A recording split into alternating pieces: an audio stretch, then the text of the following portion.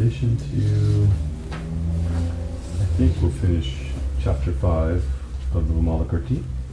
I have an excerpt of an article I'll give you as well. It might actually help explain some of the meditation that we did. And Tricycle Magazine did a series on Japanese esoteric Buddhism, and I missed the first article in that series, so I just located it and took a look.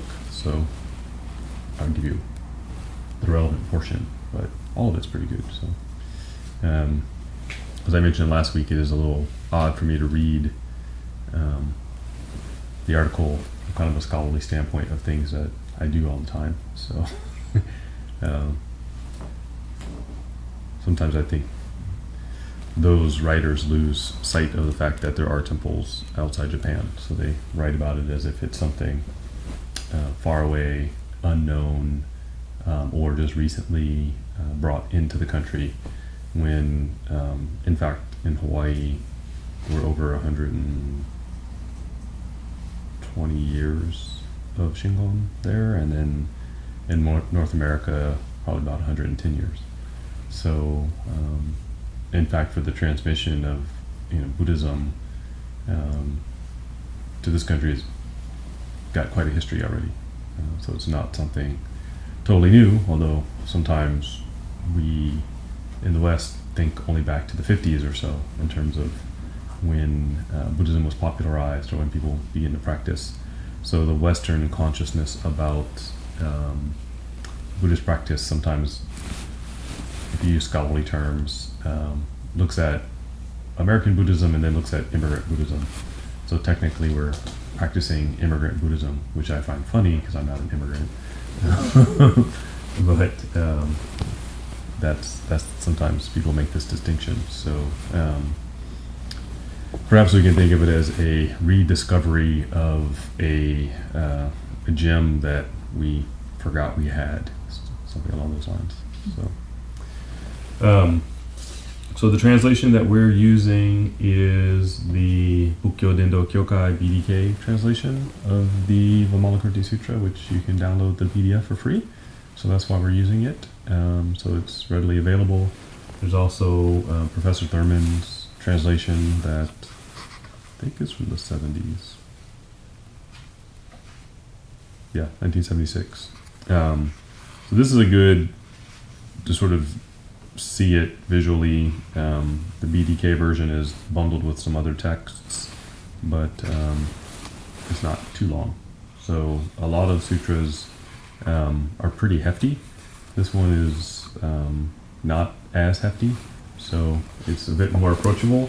But we are nearly a year in, I think, and we're only on chapter 5. So in terms of explanation, there's still a lot of I was going to say there's a lot of meat there, but I probably won't use that analogy in the temple. So there's a lot of detail, a lot of nuance. So if you unpack it, you get a lot more. So it always reminds me of wasn't my roommate in college, but a guy that lived on my floor, and he would read the Bhagavad Gita in Sanskrit. And he grew up in the United States, but I think he had learned Sanskrit growing up. And I came into his room once, and he had the door open, and so he's reading it, and I looked over his shoulder, and all these squiggles. I was like, "What are you reading?" He's like, "I'm reading the Gita." He goes, "But if you read it in Sanskrit, that's really how you get the wisdom." And I was like, "Wow!" I was really amazed. Like that's impressive. So later I realized that is often the case with sutra still. You need to go back to one of the canonical languages to get some additional detail. So as we've been going through this, I often make reference back to the Chinese. And that sometimes is helpful because what we're getting is sometimes you'll see differences, especially if you compare, for example, the BDK version to Professor Thurman's version. You'll see, word choice differences and things like that. So there's the choice of the translator the words that are used. If you see Professor Thurman's word usage and choice from the 70s versus what we might, use now, actually English is very quickly and rapidly changing in terms of what words we think are appropriate, what words might have kind of loaded terms, and we're constantly kind of making up new words, maybe more so than was the case in the old days. And by old days, I mean when I was a toddler, when that translation came out. There's sometimes it helps to kind of bring it back to life. So don't get too caught up on the words. If you actually look at a lot of the older, like Goddard's A Buddhist Bible, they use a lot of what almost looks like Old Testament Bible type language. There's actually a lot of good text in that book, but these and wherefores and thous and whatnot aren't something that you're really going to see in Buddhist literature, and it might come across as being very loaded in terms of your experience, or very foreign in terms of your experience. So looking at different translations is always helpful. So last week we talked a little bit about upaya, the concept of skillful means in Buddhist practice, and that is sort of this focus Vimalakirti has for the teaching at this kind of the end of chapter 5. So how does the Bodhisattva teach? How does the Bodhisattva get the sometimes difficult ideas across to the audience? And it's through the use of skillful means. So that tells us right away that listening to it alone isn't always helpful. Reading it alone isn't always helpful. The Buddha has to illustrate it from time to time, or the teacher has to actually come up with a teaching device for us to get it. So think about, right, we've all been to some, had a teacher of some sort, whether it's kindergarten, first grade, you think back to your favorite teacher. Why were they your favorite teacher? They probably were not just good at teaching, but, made it interesting. So I remember a history teacher I had in high school, and instead of focusing kind of mundanely on all of the kind of early American history, he decided to let's really focus on early American history of things that are around us, places you've been right there in the state. And that made it really interesting. Why is this street named this? Why is there a hill in the middle of this part of the city? And, why are the bridges in the places they are? And then I was like, wow, so I'm thinking of places that are just over there. And now it's, it's really illustrated, and it was interesting. So I remember more of that particular lesson than I do of everything I did in social studies in high school because he really brought it to life. And then I still drive around my hometown and I can remember things that he taught from that class because it's right there in front of me. I'm living it. So that can be really helpful. So this idea of skillful means, it's this very wonderful teaching mechanism. But it's also what you saw in the first few chapters, where Vimalakirti sort of popping up at just the right time to give this very heartfelt, not just criticism, but also kind of helping hand. I see what you're doing, you're not quite doing it right, let me try to help correct your practice. And through that, people was like, oh, that's their breakthrough moment. So that's this concept of upaya, skillful means. Sometimes it can look strange, right? So we start off chapter 2, and Vimalakirti, is in interesting places. He's in the bar. He's at the brothel. He's hanging out in the park with, retired people. He's everywhere. So he doesn't limit himself, and he doesn't find that anything is kind of off limits as a teaching mechanism or a moment when people can wake up, right? You may be in the strangest places that you go, oh, I get it, right? So we probably always had that aha moment. What's the typical one? In the shower. You're like, oh, I got the idea, right? Where's your eureka moment? So go back to every interesting invention and ask the inventor, when did they come up with it? It may not have been, at the drafting table or, where you're supposed to do your creating. It might have been some, really unusual place, or they get inspiration at a very unusual time, right? So Newton, apple hits him on the head. Oh, gravity, right? So it's not always where you expect it. So that's this concept of upaya. So sometimes you'll see in Buddhist literature, it's kind of idea of crazy wisdom. Sometimes the teacher, from the outside, the teaching mechanism seems very odd, but it's what the student needs. So that he's going to discuss here as well. So we're looking at kind of the detail and application of this skill of upaya. And one of the questions there becomes, can you learn or benefit from an unenlightened teacher? Which is kind of, a good question. Because at this time, the Buddha was walking around. And so who do you want to learn from? From the Buddha, right? Get it directly from the source, or somebody else. So Vimalakirti takes this opportunity to kind of discuss what benefit you can get from an emancipated teacher, an unemancipated teacher, and from the teaching. And so he discusses that. So he says, what is it to have skillful means with one's wisdom emancipated? It is not to use affection to ornament the Buddha lands and accomplish the liberation of sentient beings, and to control oneself so as to be without aversion within the three emancipated states of emptiness, signlessness, and wishlessness. This is called having skillful means with one's wisdom emancipated.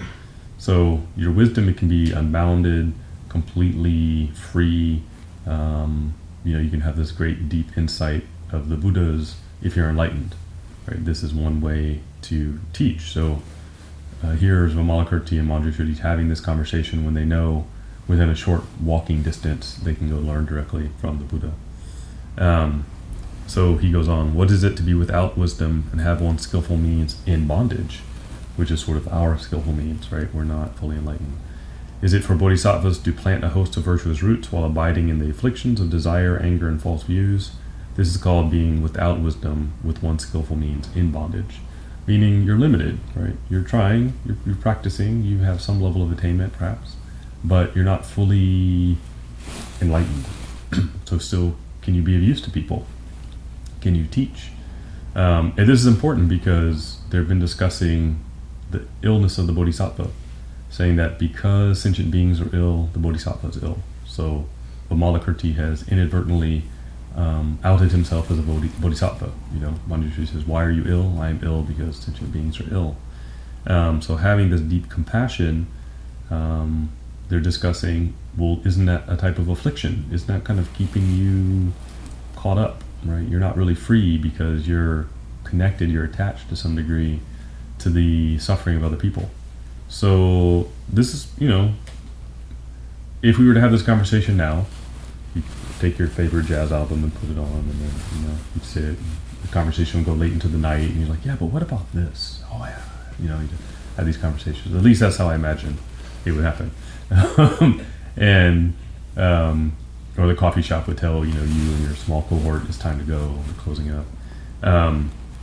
So the conversation goes. But these are kind of important questions, because sometimes people have this,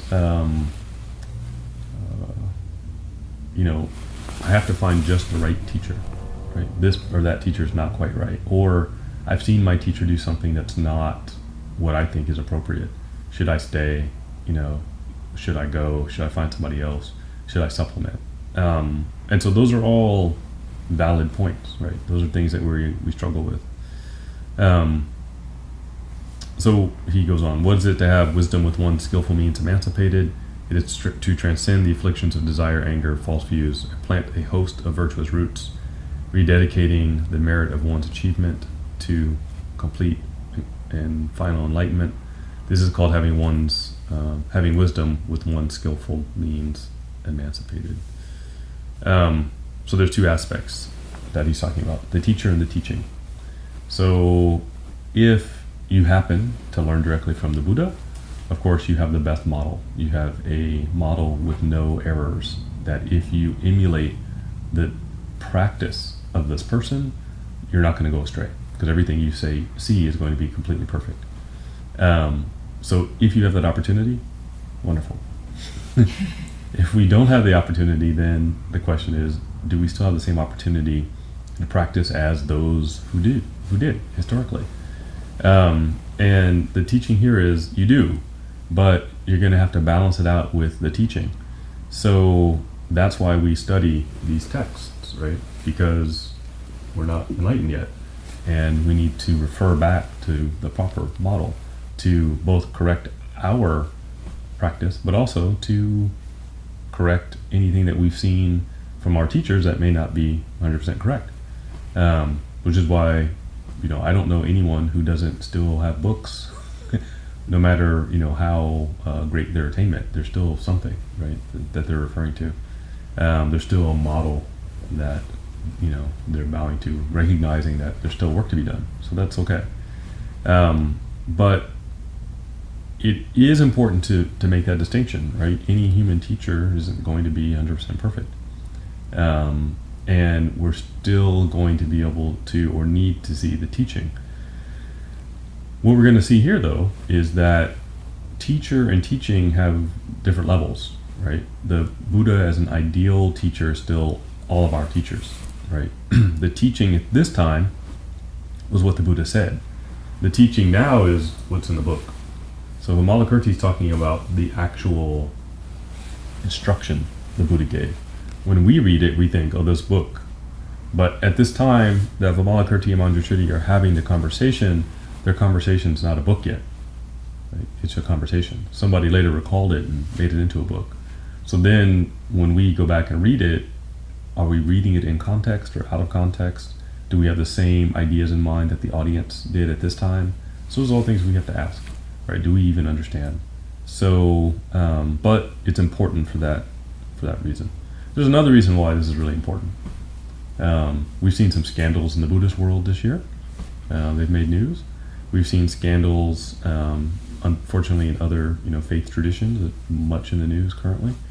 And it's evident that humans are fallible, right? But what this is telling us is the teaching is good still, right? People will always make mistakes, but the teaching is still good.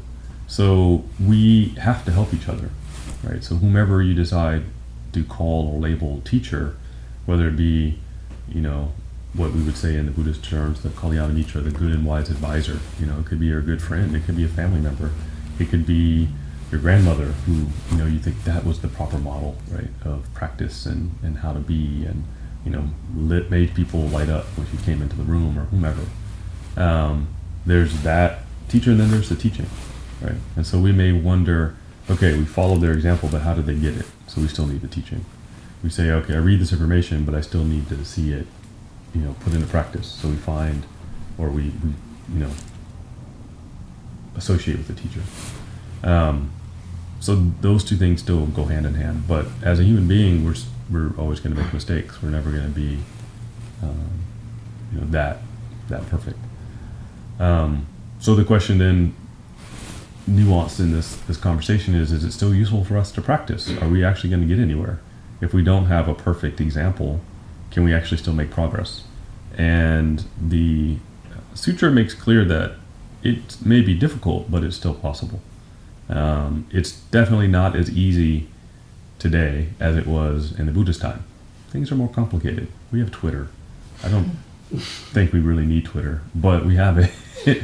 And it takes up, brain cycles. So things were easier. We noted before we started that, the air quality isn't as good as it usually is around here. And if we, read in between the lines, we find out the environment was impeccable at this time. Things were very good. Food was more nutritious, right? So in many ways there was more support. But on the other hand, with a couple clicks of your mouse, you can get, most all of the Buddhist teaching on your computer screen. So you don't have to, like our founder, take a difficult, perilous journey across the ocean and nearly die just to get a book. On the other hand, once you have it, do you treasure it and practice it as deeply as somebody who risked their life to get it? So there's trade-offs, right? So some things are better. Some things maybe better in the past. Maybe better is relative, So The key, though, is I think here they're trying to tell us the teaching is still really very important. So Vimalakirti is talking about the actual teaching, what the Buddha said to do and what to avoid. Now when we say teaching, we think sutras, right? But really, even in the sutra, we should be looking at what's being taught, what's being emulated. That's more important. That's what's really transformative. And there's another thing here, though, is this conversation to serve to check our egos. When we think we've attained something, when we think, oh, I have special clothing, so that makes me a teacher, we still have to make reference to the teaching to say, well, am I actually doing it correctly? Am I actually living up to the model? Am I actually putting it into practice? Just wearing clothes or sitting a certain way doesn't make you, isn't a mark of attainment. Right? So that's why they have this conversation. It's also very practical, right? What do we do with this on a daily basis? What has our practice done for us, right? What do we inspire others? Do we trigger others? Do we have a tendency to, have friction with others? Or do our interactions with others go smoothly?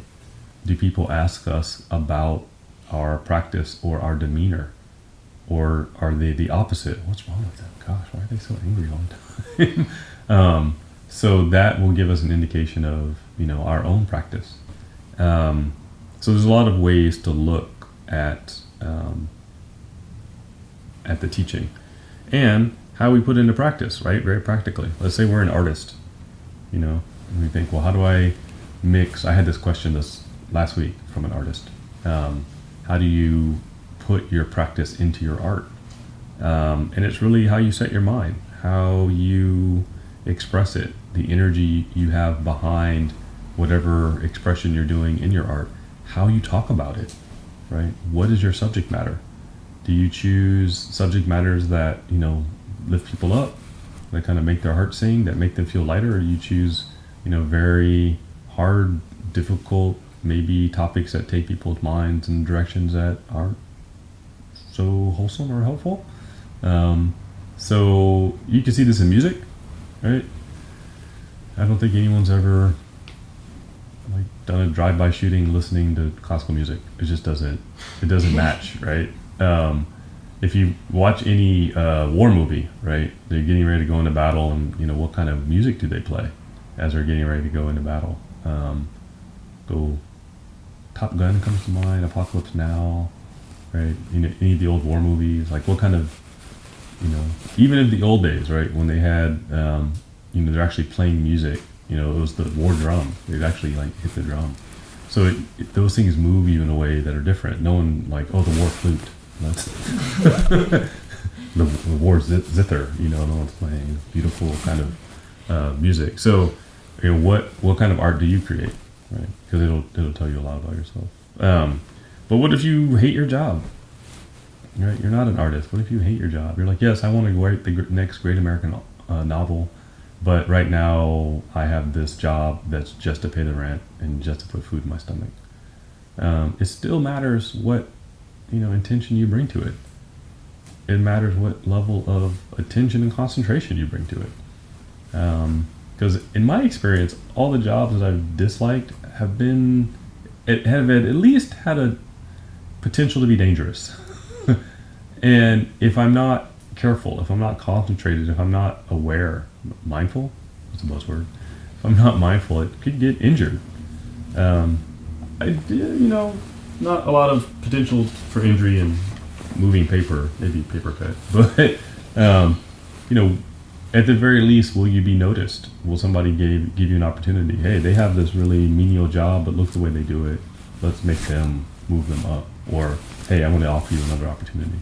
If you look like you hate it, if it looks like it's killing you, if it looks like you're not interested, maybe that opportunity won't come. Or at the very least, you're not making it better, right?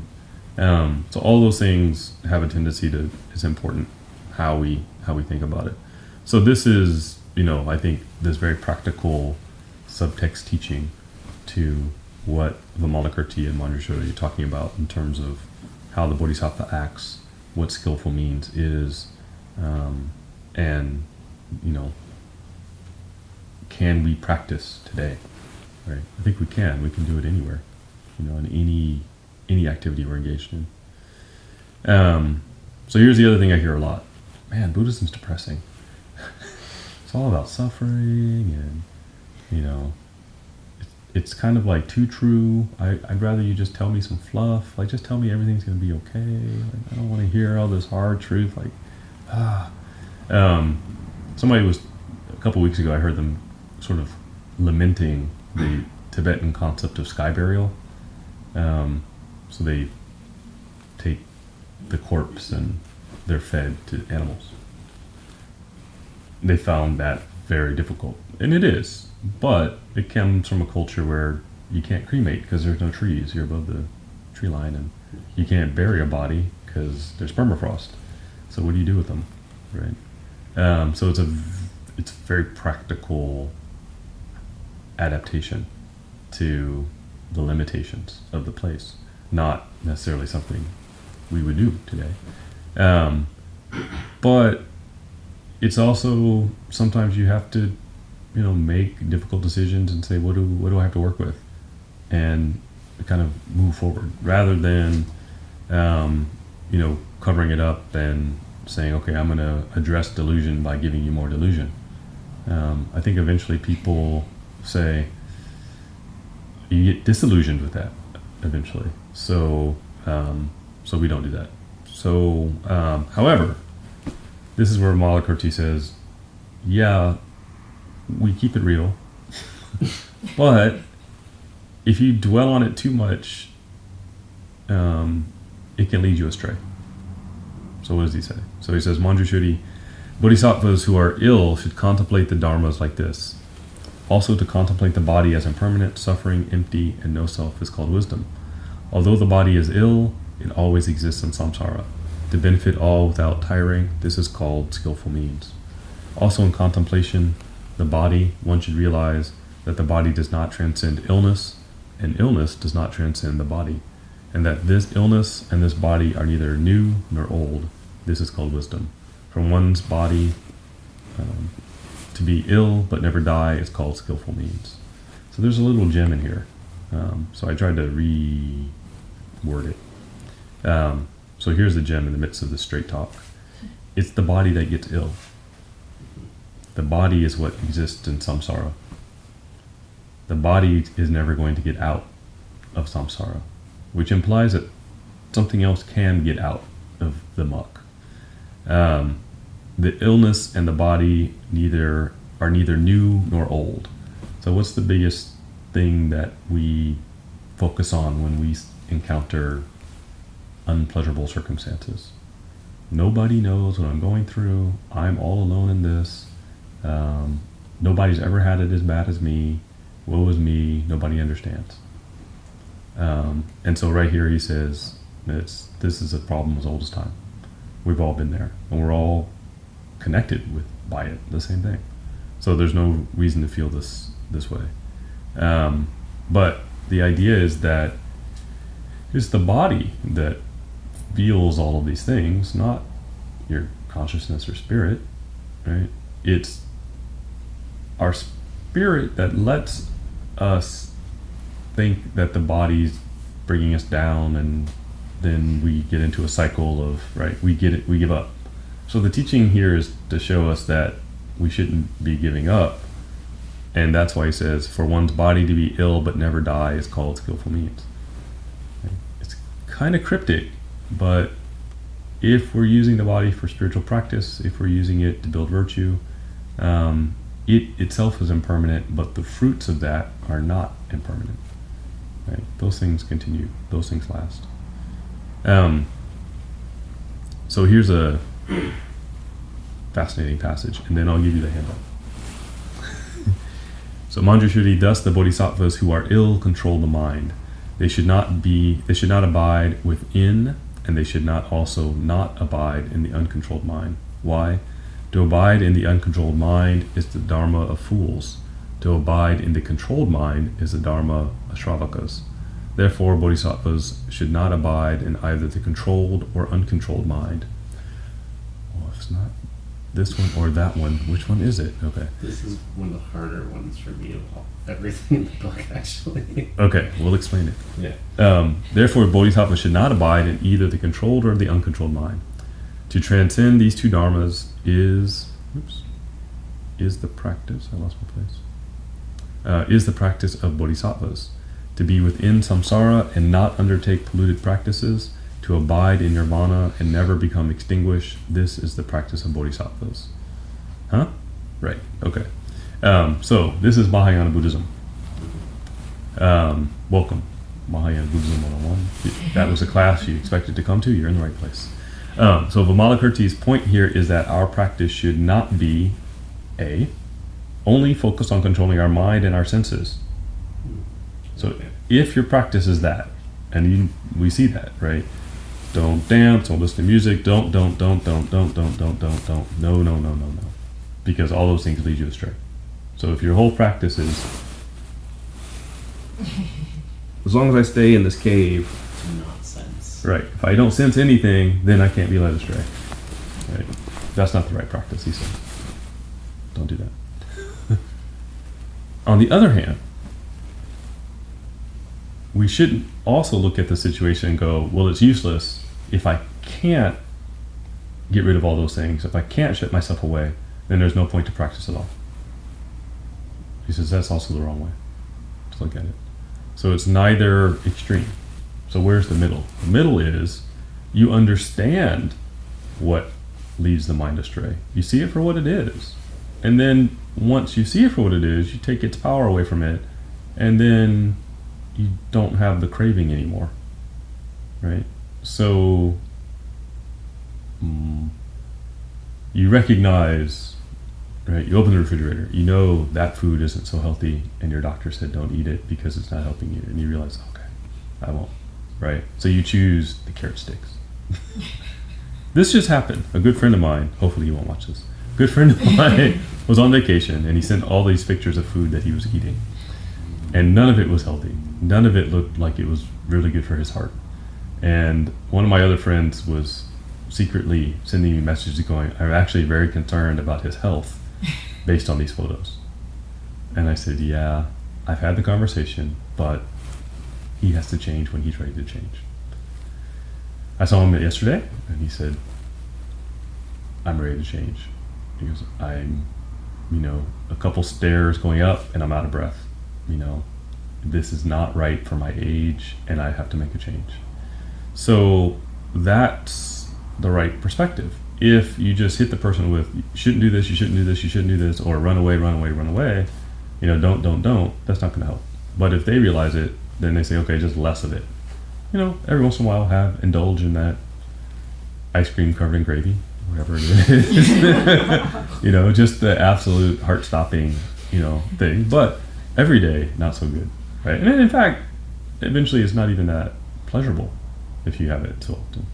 So this is the Mahayana view. But the other part of this is, if we shut ourselves away from everyone, we can't develop compassion, right? If we think, and that's why it starts off with Vimalakirti in all these odd places, because he has tremendous compassion. Because he's not there because he necessarily wants to be there. He's there because there's people there. So that's where he goes to help them. So he's not afraid to go there, right? It's a lack of fear. That's what he's showing. That's what he's demonstrating at the beginning of the text. So the text ends with 30 points. And this is a detailed outline of the path. And you're thinking, outline? Are we in school again? Like, do I have to read this outline? It's like a syllabus. Yes, it is. But why is that important? Is there going to be an exam? Not exactly. So think about how the Buddha taught. The Buddha taught in some ways kind of in an impromptu manner, because a lot of the teaching was he's laying it out, but a vast majority of the teaching is people saying, I don't quite understand. Can you explain that? So that question may not be your question. Right? Think about the last time you're in a classroom. Somebody asked a question, and you're thinking, I know the answer to this. But you still had to listen to the question, you still had to listen to the answer. So the sutras themselves are just packed full of explanation, re-explanation, explaining it another way and another way and another way. And sometimes it's hard for us, we can get lost in all that. Because you're talking 40 plus years of teaching in these books. So it's helpful to have, like, what's the outline? Like, what are the salient points, right? And so here at the end of the text, you have this outline. I'm not going to go through the whole outline right now, but you have the outline. But what's great about that is then you can say, oh, I see now how these things build on each other and link together. And I now remember we talked about that before, or I read that somewhere else, and you start to see how it links. Because a lot of times we get it completely out of order, or it's not laid out for us in any way that we can sort of come back to. So here Vimalakirti gives this outline. And the outline's really helpful, but also confusing because it's short, and anything short is sort of cryptic and means you have to unpack it. So rather than unpack it all tonight, we won't do that. But there's the outline. So that's how he chooses to end it. But he ends it with saying, don't run away from the world, neither give up on practice. And so here's how you practice. Here's your outline. So in many ways, it's a kind of a very brilliant summation of this chapter. You know, where is the compassion of the Bodhisattva coming from? What shouldn't the Bodhisattva do? What shouldn't the Bodhisattva turn away from? Right? The Bodhisattva should be fully engaged, and that's why he says to be within samsara and not undertake polluted practices, to abide in nirvana and never become extinguished, right?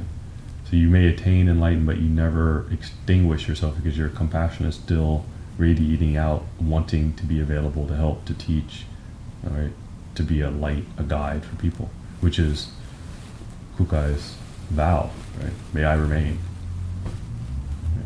for as long as sentient beings need, which is behind us and here too, right? Portrait, why, as a reminder, right? A reminder of that vow. So, and then somebody in our, you know, I won't say lifetime, but in our, you know, historical memory, right? You can walk through Japan and see these places and buildings that are still active in existence, and so it doesn't seem so far away. Okay, so that's the end of chapter 5. So I'm going to give you article. So maybe I can ask you that. Pass that. Thank you. So this is from the winter 2017 article of Tricycle Magazine, and they had this article, Becoming a Buddha. So I printed it out. It's about 5 pages total. I just gave the last portion. And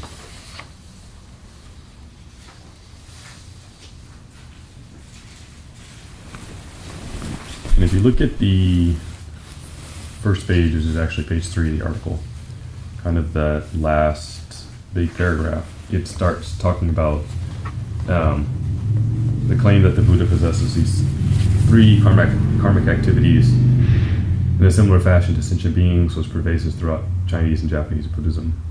So the article here is talking about the practice, what we sometimes call the 3 mysteries, so body, speech, and mind, bringing those activities into meditation.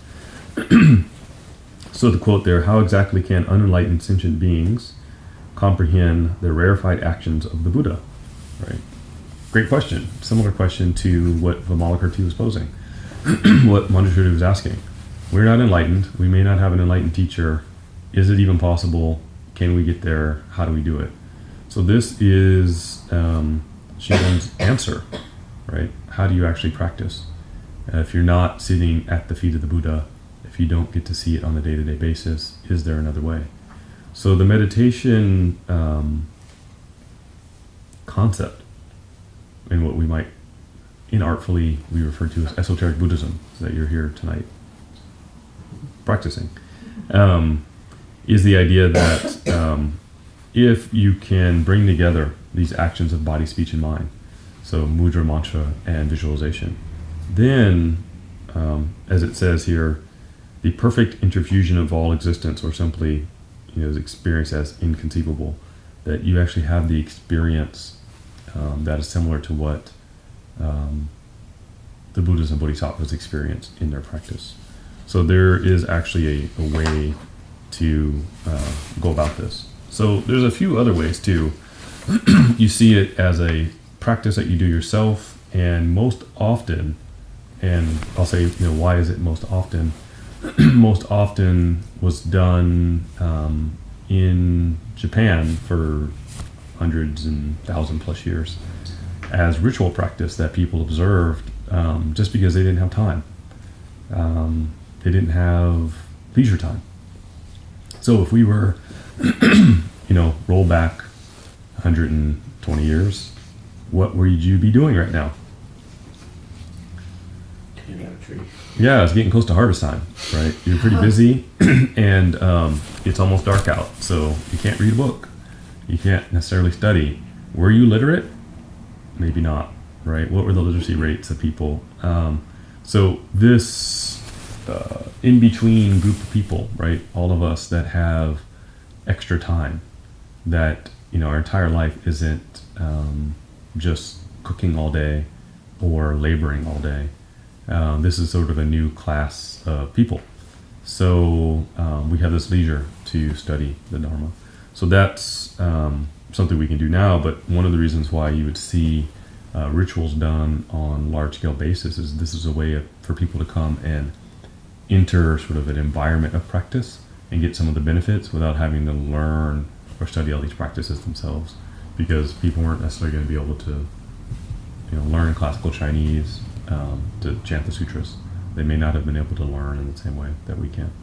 So that's another major practice perspective, that you actually attend the services and experience what it's like. It's also, I think, kind of a jump start to meditative practice if you can go somewhere where the environment actually provides a meditative experience, and you receive it sort of passively. You've made the effort to go, but sitting through hearing the chanting and being in the environment actually has this effect on you directly. So it goes on the next page. It says, in essence, the practice of cultivating the three secret practices is a theory of ritual. Whether singing hymns, undertaking austerities, or focusing on calming the mind, the practitioner must follow an established set of protocols in order to achieve the desired spiritual aims. So we do this in a variety of ways, right? There's probably in esoteric Buddhism more practice options than a lot of other schools. So whether it's pilgrimage, attending services at the temple, just listening, goika, which there's not really, it's all in Japanese, so it's a little bit difficult, but the ritual song, different art forms that are taught in the temples, all of those are ways of calming the mind and sort of engaging in this practice. It's not only seated meditation, right? There's these other ways to do it. And for Shingon, a lot of times is just interacting with the natural world, right? So a lot of koyasan, a lot of the practice space is outside, more so maybe than in other schools. So there's quite a bit of outdoor practice, right? Shrines that you're going to, the actual peaks of the mountain that you visit, and it requires that rain or shine, heat or cold, middle of the day or gloom of night. Sounds like the postal service. That you actually visit, and you may have a different experience at different times of day, different times of the year even. So it can be quite beautiful. There's a Shinto shrine actually on Koyasan, and it struck me as it's very beautiful. You go up and it's just thick pine forest, but you come to the top of the trail and it's just an open circle, grass, trees, and a small shrine, small inari shrine, and just incredibly peaceful. Really only steps away from the road, but you can't hear any, I was about to say city, town, village noises. You can't hear any cars passing, and it just has a very unique feeling. And so that feeling itself, can be transformative, where you may not have that in indoors, right? So that next section, let's see. As a style of deity yoga, this practice aims to guide the initiate towards the ultimate realization that the secret activities of the Buddha and the actions of the practitioner are essentially non-dual and indistinguishable. In other words, if you look like a Buddha, talk like a Buddha, and think like a Buddha, then you must be a Buddha. Or a duck, yes. He walks like a Buddha, he must be a Buddha. So a lot of our activities, right? Why are sacred spaces so transformative? When you go, the space, you tend not to be naughty. You tend to, align with the schedule, with the energy of the space, and that tends to put you into a different mode of being. So when you're in, the temple space, whichever temple, you tend to comport yourself a little bit differently. So that is a type of practice. Unfortunately, one of the temples in California, they actually made it a Pokestop for Pokemon Go. So a lot of people are coming just to play Pokemon Go. So not so good, but the hope was, okay, people are here, maybe they'll also benefit from the temple, but these things happen. So the article is kind of interesting. So the full version's online if anybody wants. I printed the full copy too, but part of it's just introduction, and then the last portion actually gets into practice. So we're doing the Mundus meditation tonight, and it gives you a little bit of kind of theoretical background for the practice. Why do we sit this way? Why do we focus our mind that way? Why do we focus on the breathing? So there's some not sutra source, not thick scholarly book, but they are more approachable article talking about the practice. So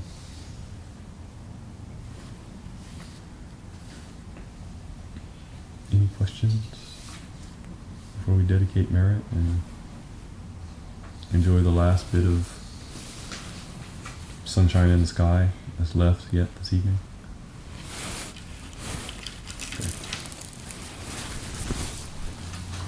I can have your kasho. So either on this page or the last page of the recitation book has the echo, the dedication of merit. And it's helpful to keep in mind too for the dedication of merit. You can dedicate merit for any purpose. So we were studying the practices of the Bodhisattva.